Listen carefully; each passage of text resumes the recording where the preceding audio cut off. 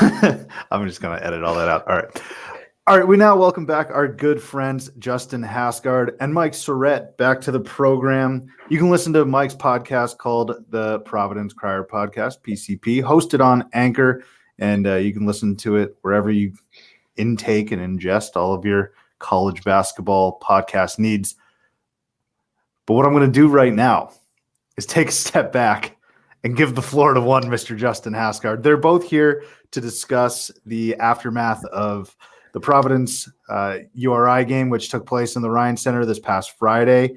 If you remember, we had them both on a couple weeks ago, and there was a lot of mudslinging between the two.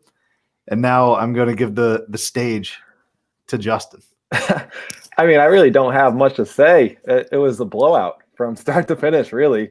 There was no point, except maybe one brief stint in the second half where it was a 2-point game, and then they called a timeout, Fats came out, blew them out. It was almost exactly the way I described it was going to go down, minus PC just not showing up at all in the second half. I thought it was going to be a little closer down the stretch, but they really imploded, which was pretty much their season in a whole right now. And I'm a little concerned about the Providence Crier because his future telling abilities for this season has been just god-awful. From start to finish, the Final Four, are you kidding me? That was a terrible prediction. There's no chance they even make the tournament, most likely. Starting off 6-0, nope. I don't think so. I'm not even sure they're going to get to 6 wins this year. They're 5-5 and just trending down. I have no idea what the direction of this Friars team is at this point. They're going to have plenty of opportunities to get good wins down the stretch once they start playing the Big East, but I think the Big East probably just gobbles them up at this point and spits them out. So I'm curious to hear where the Friars are at in their headspace currently. All right. It's so funny how the rivalry doesn't mean anything to Justin when the team is getting their ass kicked year after year. And here we are. He gets one game. Now it's 2 in the last 3 years, and he thinks he's like the king of the state. It's crazy. I didn't say I was the king of the state. I thought I downplayed that pretty well. I mean, it was a blowout. I knew that the Rams were going to win this game. The Friars have been trending down ever since the tip-off of the first game of the season for them. And it's just been devastating to see because I like when this game is, fired up and people are going at each other's throats. I thought it was going to be a better game than this, but I mean, it was just a blowout. Clearly, URI is a stronger team, the better coach team. And Ed Cooley, I mean, if he's not on the hot seat, I've been calling for this since the beginning of the year. Ed Cooley's got to go. He is just terrible now. And I mean, how many more embarrassing losses are you going to suffer at the hands of Ed Cooley before someone calls for his head? I mean, listen, obviously the season's not going the way we drew it up here. But, first of all, to the game itself, let's not just call this a blowout, okay? That is ridiculous. The score was not indicative of the game. The Friars dug themselves a hole early by playing sloppy. The Rams were pretty sloppy too, but the Friars had 13 first-half turnovers, and they dug themselves a hole. But what is the better talented team able to do? Come back. Unfortunately, they make it a game 55-57 with 6.5 minutes left in the game, and you score 6 points. I mean, that's not on the Rams. That's all on the Friars. Like, you can't do that. So you're telling me a team that did not lead since halfway through the first half somehow was more talented and better, and it was on them for why they lost, not the team that continued to beat them down every time they tried to mount a comeback? Okay, it's all about – none of this is about the Rams at all. It's all like – the storyline is the demise of the Friars right now. It's crazy. And, I'll give credit. You know who I like? That's only the storyline because you said that they were going to be a Final Four team. I said with reasonable expectations that the Rams are going to go 3-2 against their tough teams in their non-conference schedule. Yeah, Surette. And we went 2-3. It's only you who's hyping up the Friars to be this team that they're absolutely not. I will say I did think that they were going to be a lot better than 500 at the 10-game mark of this season. But earlier in this episode, we did completely murder the prophecy. I'm sorry, man. I think we killed it 2 weeks ago. I think we just gave it like a double tap today. The prophecy's dead. I don't think I've ever been this like on a state of like the season's over this early in the season. I will say there's a lot of hoops to be played. the Big East would be ultra competitive. Friars got, two more opportunities in the non-conference against Texas at home, against Florida at Barclays. And those are two teams that haven't been doing that well themselves, but still an opportunity for the Friars to kind of get the season back on track here. But, the prophecy, it definitely doesn't look good now, but it's not dead, all right? This is 2 years in the making for a reason. I listened to our episode before the season started, and I just love listening to how much talent the Friars have and how they're just going to dominate because they're a Final Four team. Ed Cooley's going to be a Coach of the Year candidate. I can't believe it. And then all of a sudden, boom, they lose to Penn. Boom, they lose to Long Beach. Boom, they lose to Northwestern. They're losing to College of Charleston. I can't believe how far this team's fallen, and somehow you're just right by their side still, being like, oh, we still got an opportunity. There's still more basketball. Well, this season's over for you. You're done. Obviously, it's not looking good, and a lot of these losses have similar themes every game. It's like they dig themselves a hole, they fight back, and then they don't have enough in the end to close the deal. And it's frustrating. Obviously, the chemistry is in total cahoots. The talent's there. It's just not meshing. Cooley's playing, only playing Nate Watson 16 minutes a game when he was dominating that game. He was just a beast down low. And then, but because we have guys like Emmett Hull and Khalif Young, those guys need minutes. And it's like, it's crazy. He's got to shorten the rotation if they want to turn this thing around. But. So, Surette, let me ask you here. I want to unpack Ed Cooley a little bit. Where does he rank in the hierarchy of Big East coaches? Now, before you answer that, there's some good coaches in the Big East. You got Wojo, who went to the tournament last year.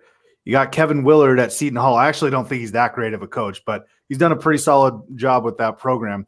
You got the new guy, Travis Steele, just taking his kid to the bar after Xavier over Cincinnati. There's some good coaches now in the Big East.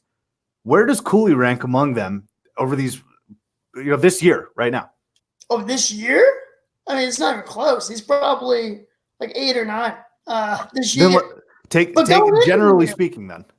Generally speaking, I would put him right there with Willard on like that 2-3 line in terms of Big East coaches. But clearly he's getting out coached. There's no question. It seems like the adjustments are never there. The rotation's still met. Like, how are you 10 games in the year and the rotation's a mess, especially when he got to coach the Pan Am team, which featured like 6 Friars. So it's beyond frustrating. And at this point, he's getting out coached, like in circles, even by Cox, for example. I thought Cox had a great scouting plan for the Friars in terms of they literally just anticipated the pass up in the high key like the entire game. They were literally going for the ball every single time, and yet we keep making those lazy entry passes into our flex offense, and they just kept stealing the ball. And it's like sometimes you got to adjust, and there's no adjustment. So Friartown's definitely frustrated with Cooley right now, for sure. Skard, let me ask you about Ed Cooley. You've mentioned that you think he should be fired at this point. As a Ram fan, do you kind of feel like you figured out Cooley? Like, do you actually want him to stay, or do you think it'd be more embarrassing and funnier for you if they just ran a PC man out of town or a Providence guy out of town? It'd be hilarious if they ran him out of town. That's definitely what I'm hoping for. But Ed Cooley, his worst mistake that he's made all year happened in the offseason when he recruited Luwan Pipkins. Pipkins has single-handedly brought down the Friars from what they could have been this year. And I am certain of it now because AJ Reeves, no confidence in his game anymore. Pipkins, they thought he was a ball handler who could distribute the ball. He doesn't distribute anything. He just jacks up threes and misses them, which if anyone listened to the Providence Crier podcast before that game, I literally said that I was going to laugh my ass off every time Pipkins shot the ball. And boy, did I ever laugh my ass off. He went 0 for 5, wasn't even close to scoring, turnovers all over the place. I love Luwan Pipkins because he let Fats Russell go off for 20-plus points. It was fantastic. It's unbelievable because did I not say that they should put Duke on Fats Russell and shut it down? And you told me they put him on Delwyn, and sure enough, they did. And sure enough, Delwyn did nothing, but I'd rather get burnt by him than get burnt by Fats Russell. One thing that did bother me in that game, though, in regards to Fat Russell, he hits a big 3, sure, he had a good game. Let's not, say that he didn't. But to be pointing around, I own this arena, I own this state. Like, are you kidding me, bro? Do you He does remember own it. last year at the dunk? You shot 2 of 13. You were terrible. Yeah, he had one bad game last year, but guess what? He's 2-1 against the Friars right now. Yes, he does own Rhode Island. Like, that's the small sliver of success. He's probably the only Ram to go 2-1. Small sliver. How can you deny that he doesn't own the state when he's 2-1 against you? Because win at the dunk. You guys can't win at the dunk. It's never going to happen. So we'll keep splitting games at URI, and we'll keep sweeping the dunk. It's fun.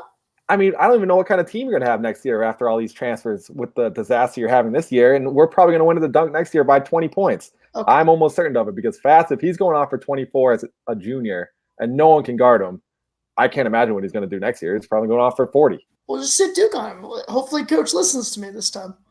Surette, I also heard from your roommate, he's also been on your podcast, Brendan O'Rourke, that there was some questionable officiating. Oh, Thoughts, yeah. Was there? I mean, just look at the box score. Look at the free throw discrepancy. What was it? I don't know. I believe it was like 27-17 or something like that. And, come on. The Friars are way more athletic. And we were taking the ball to the rack. Didn't seem to be getting any calls. And yet they were living at the line. It was unbelievable. Definitely a hometown whistle. Because, the heathens that are at the Ryan Center, they intimidate these refs. It's a joke. It's a farce. That's all atmosphere, though. You got to build that atmosphere within the Ryan Center. Intimidate the refs to get the calls. Volume, but it seemed like it was rocking there, though. I was at a bar watching it.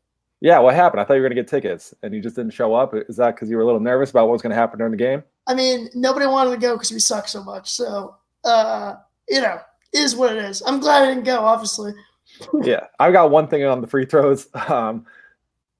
Both teams shot under 60% from the free throw line, so it's not like we were ripping it up from the free throw line. Oh, I even tweeted that. I said, the discrepancy is terrible. We wouldn't hit them anyways, but I mean, come on, at least call a fair game here. I think only David Duke had a good game for you guys overall. He was the only one who impressed me a little bit on your side. You thought what? You think someone else played well? No, Duke was pretty much Duke. I mean, Diallo played better in the second, but he was so bad in the beginning that dug the hole to begin with. Watson was pretty good, but I mean, he couldn't hit anything from the free throw line. So every time he got down low, we just kind of hack-a-shacked him. 50% from the line this year. He shot 68% last year. Great. That makes sense. Yeah, I don't know what's wrong with him. But another thing that you said on the podcast, I forget if it was PCP or Theater in College Hoops, but you said that Surette was going to get gobbled up by Holt, Young, and Watson. What happened there? Yeah, I do want to bring that up because I was very impressed by Langevin. I've heard this guy's name all the time, and he's done nothing against us. But he was massive for you guys for sure. I think part of that has to do with the shuffling in and out of bigs. And I think if we played Watson more, maybe that Tucker's zero out a little bit. I don't know, but he was awesome, no doubt about it. I mean, what was it, 18 and 16 or something like that? 14? 17 and 16. Yeah, he was a beast. So credit to him. I thought he played well, and I thought Cox did a good job coaching. But Fats Russell, get out of here. You own the state, please. 2 of 13. That's a joke. I mean, he's 2-1 against him. And he just dropped 24, going 4 or 5. Okay, I mean, I went when we were in college. Did I not go 4-0 against you? So come on. Well, Fats Russell was like a baby then. Why can't he say he owns the state now that he's at Rhode Island? All right, man. Your argument makes no sense right now. It does make sense because the guy claims he owns the state, and he shot 2 of 13 against the Friars last year, and you guys got killed. All right, so as a sophomore, when he thought he had to be the big man on campus and shot the ball like nuts and missed them all at the dunk, that's because – so if he wins again next year, does he own the dunk? Maybe you can have the conversation that he owns the state, but I doubt it. I mean, you guys aren't going to win. Who owns the state right now? For the next year, yes, it's yours. Kudos. I'm so glad it means so much to you now. It doesn't mean that much to me. It means – you know what means a lot to me? Wins in March. I think I've been very clear on that. This game, it's fun. It's fun to beat you. It's fun to see you beaten down a little bit and admit that you were wrong about almost everything you said earlier on the prior podcast. That's fun. It's fun to watch Fats Russell drop threes on your head. That is fun. It's fun to see how riled you get by him saying that he owns the state when he does right now. He's 2-1 against Providence. And it's also fun to see Mekhi Long, our freshman, out-duel Gant, who I'm not even sure he played in that game. He doesn't play much. He got like 7 minutes. He got 16 minutes. That's how little of an impact he made. Literally double the amount that you thought, plus a couple minutes. I mean, there's really no arguing. The Friars, they beat themselves once again. What can I say? That's really. So right now the Rams are sitting at 6-3. Surette, you're sitting at 5-5. Again, I never really thought. I'll be honest with you, Haskard. I thought the Friars would have a much better record at this juncture than the Rams. What do the Rams need to do to actually make a push, build off of this rivalry win, and potentially make the tournament? Because I think in the preseason, I don't know if many people had them pegged as a tournament team. 6-3 right now is not a bad start for Cox's, I think, second year. What do they need to do to continue to build on this and end up playing in March? Yeah, so on our first episode that we recorded, I said that they had to go 3-2 against the tough matchups. And the tough matchups were at West Virginia, neutral court LSU, at home against Alabama, at home against PC. We're better than Alabama. Come on now. Well, we don't know that. And then on the road against Maryland. So we went 2-3. So hopefully Providence can turn it around. Hopefully Alabama can turn it around a little bit. So those wins look a little more quality on our end. But basically what we have to do is we have to go beat Dayton and VCU is the main thing. And that's the only thing we can do right now because Davidson kind of fell on their face to start off this year. So they probably won't be much of a factor. Of course, once the A10 season starts, I'm sure Davidson will turn it up again and be like dominant. But but just not lose to the teams that are terrible. I mean, we have no bad losses on the schedule right now. So just kind of keep going and then put on a show in the A10 tournament, and we should have an at-large bid, at least possibility at that point. Surette, on the flip side, what does PC need to do in the immediate future? Because right now it looks very bleak, and you have two good teams that you have to play against. Florida's kind of struggling a little bit to start the season, and Texas is an all right team.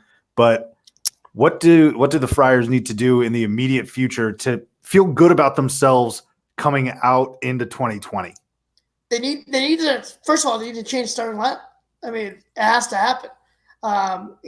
Who's getting pulled? It's got to be Pipkins. I mean, the guy shot 1 of 22 in the past 3 games. The Pipkins experiment is not gone to plan so far, but I mean, at the same time, Ed Cooley was kind of strapped. We went with Makai Ashton-Langford and Malik White last year. That didn't work, so now you just have Malik White. I mean, I don't blame him going after a guy like Pipkins. So far, it hasn't worked out, but I think at this point, you need to shake up the rotation. I think you got to move Duke on the ball more. He's your most gifted player athletically, in terms of basketball skill and sheer athleticism. He's your best overall player. And I think you got to get back to what Cooley's bread and butter is playing through your lead guard and a big man. And I think they're going to have to get contributions from Diallo and Watson. And Watson's got to play more. That's another thing. I mean, he's limited now. He missed the first few games due to a knee injury. He's got to get in better condition and play more minutes. So here are 2 separate questions as well, and I'll ask them in an itemized fashion. One, how many more losses do you realistically see this Friar team suffering? Well, I mean, this year, at this point, I think we have to go like 15-6 the rest of the way, which is fucking terrible, and it's probably not going to happen. But the one thing I do like, though, is that the Friars, they'll get the Stony Brook game at home on Saturday. They have a week off. They can regroup, figure this shit out. And then, you get Florida in Brooklyn. Providence will have a good crowd. There's good New York fan base there. So that'll be a good game. I think they can, again, talent-wise, they can definitely compete with Florida. And Florida's another team that's struggling. So I think that game's kind of a toss-up. And then when you flip it back at home against Texas, PC had really no problems whatsoever with Texas last year at Texas. And I don't think Texas is as good as they were last year. So, and I think at that point, maybe the dunk you'll get that angry dunk crowd. They're going to be pissed. I mean, Saturday will be interesting. We'll see what happens. If they start off slow, they might get booed off the court. But yeah, I mean, at this point, the changes need to happen. It's clear because what they got right now is not working. Can you tell me why you think that Florida game is going to be a coin flip again? because I don't think either team has found their footing at all, and Florida can't really shoot it either. And I mean, I just think we're a team that typically does play well in New York or Barclays or that area. I think it'll be. I mean, obviously, I can't sit here and say we're going to win. We haven't beaten anyone, but I mean, Blackshear is 100 times better than Surreal, and Surreal ate you guys alive. I mean, but Blackshear's having trouble with it. Like, he's been jacking up threes lately, and that he's been kind of a disaster for them. So he has, and Florida has been very underwhelming. I could actually see. I mean, you're right that it is probably going to be a home atmosphere. I could see the Friars pulling that off, but at the same time, it's impossible to put any sort of faith into a team that did what they did in Anaheim against some very inferior competition. Right, Skard, let me ask you this, Skard. How did you celebrate? Oh, I celebrated hard. I What did went we out do? that night. Yeah, so we had a huge contingent of URI fans over here, and we were watching the game. And it's just nice to get that victory. It's the midseason win that just kind of keeps us alive. It's getting a little cold outside. You need a little juice going, and that win definitely gave us some juice. Went out, celebrated, took some shots, and texted all my PC buddies and let them know that they suck. So, hey, Mike, you suck. Well, I spent my time. First, I hid under the bar. Like the bar was like that like foot. I sat under there for a little bit because I didn't want to be seen. And then I went home, and then I do what I always do when my teams lose a big game. I hibernate. I just didn't talk to anybody probably until Sunday. So yeah. Surette, we asked this earlier on the program as well, and it's something that I think has gone through Ed Cooley's mind. Do you think there's any small part of him, like deep down in the darkest places that he doesn't talk about, where he's sitting there now at 5-5 saying to himself, fuck, maybe I should have gone to Ann Arbor this past summer? It's interesting because, like, was there really an offer? We never know. But, hey, I mean, no, I think he should be thankful because if he's doing that at Michigan right now, he's getting run out of town already. So, I mean, obviously, part of his decision to come back was he thought he had a really good team, and so far it's not panning out. But I will say this: I think PC's road to the tournament is the same as the Rams. They both have to win their conference tournaments because, let's face it, the A10 is not good enough to get an at-large team like URI in. Let's be real. Dayton's really good. What are you talking about? The A10 gets around 3 teams. The A10 gets about 3 teams in every season. I just named 3. So you guys are on that. Name them again. VCU. Yep. Dayton. And Rhode Island. Richmond's got a good squad so far. Who is that? Richmond? Yeah. Yeah, Richmond has some good wins, but they're probably going to get dominated in A10. I mean, I think at-large hopes are kind of. Let's be real. It's the A10. You got to win at least like 24 games. Let's be real. The A10 gets about 3 teams in every season. Yeah, but you got to win like 24, 25 games. That's not always the case. Look, I can't even tell you the last time if the A10 got only 2 teams in or only 1 team in. We're going to get Dayton, obviously.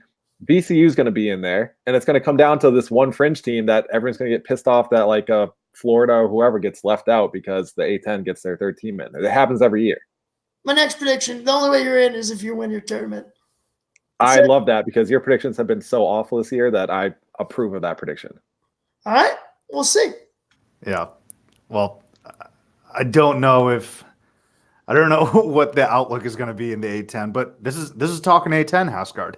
I know you've been up my ass about not giving enough love and pub to the A10. This is your chance right here. The A10's got like a top 15 player in the country in Obi Toppin, who's just dominating like every team he plays, and I'm getting no love on TICH because the A10's just this little brother of the college basketball conferences. So I'm glad they're getting some shine right now. And Obi Toppin, I think the last mock draft I looked at, he was a lottery pick. Yeah, Toppin's fucking sick. He's unreal. He's a lot of fun to watch. He's like so interesting because he's like built like he's 6'8", 6'10", which he is. But then he's got like these legs of a guard. It's crazy. Yeah, he's got crazy handles, crazy hops, and I couldn't be happier that his little brother's on our team doing similar stuff. Little brother, not as good. Wait, you have his brother? Yeah, I noticed that during the game. Yeah, Jacob Toppin. He's a freshman for us. He had 2 blocks in the game and a couple points. Not as jacked. Not even close. He's still young. A lot of time. So, Surette, what are you going to be talking about on the podcast this upcoming week? Yeah, another great episode lined up. It's going to be, the aftermath of the URI game and where they go from here. Because, there's just a lot to talk about. Because in terms of rotations, is there even a path that realistically can get them to the tournament? A lot to talk about. It's going to be a pretty downer episode, but I encourage any of you to listen to it. The Province Crier podcast. It can be found on Spotify or Apple Pod. So I encourage you to listen to it as well, and I'll let you guys both get out here on this last question. Justin, I'll ask you first. Who finishes – actually, how about this? End of February, okay? Leap year too, I believe. So come the end of day, February 29th, who has a better record between the Rams and the Friars? Like at the end of the season, like who's going to have a better record? No, by end of February. End of February. It's basically the end of this regular season, sure, but the Rams. I don't even know how that's a question. Like PC is going to get dominated by the Big East. They're already getting dominated by non-conference teams that you couldn't even name what city the town's in or city the college is in. Well, I'll say this. Obviously, the Rams have a huge head start. I wish I could play an A-10 conference schedule. That'd be great. We can really rack up the wins. But, I still think I hold out hope here that this team can actually win in the Big East and compete in the Big East. They're really built for the Big East. They got a big man. They got guards. They got to figure it out. But obviously, at this point, I'll lean Rams too because at this point, 5-5. There's not really a. I'm just happy that we got one sensible thing out of Surette between these 3 podcasts that we've done on this topic. At least we got one sensible topic that we could all agree on. Surette, I want to ask you one more quick follow-up question, though. So the Shark has asked me and Taylor, who are obviously huge Arizona fans, like, when do we buy into their hype? When do we get fully on board the train? And I said Arizona has to beat Baylor, and they have to beat Gonzaga. They obviously lost to Baylor last week, so now I'm kind of in the exact same spot that I was last week. What needs to happen for you to be completely broken and be like, it's a wrap? Gotta be Stony Brook here, right? We're already in must-win territory at Game 11. If they drop this one on Saturday, we might have to, put a nail in the coffin. Although I will say, Cooley does got that Big East tournament magic. But that would be the breaking point for sure. At this point, it's so low. I don't know. Only can go up from here, in my opinion. So. Do you think you have a reasonable chance at being over 500 going into conference play? Being over, so yeah, for sure. I think they go 2-1 these next 3. So you're thinking they beat Stony Brook in Florida? That or Stony Brook in Texas. Yeah. All right, we'll see. We shall see, indeed. Gentlemen, thank you again for hopping on the program. Any last words that you want to sneak in till next year? Yeah, I just want to say that I am Rhode Island born and I'm Rhode Island bred. And when I die, I'll be Rhode Island dead. So go Rhode Island, go Rhode Island, and go Rhode Island. You are mine. Nice rhyme. All I'll say is next year, back in the dunk, it's back to business, baby. Whooping that Ram ass. That's all I got.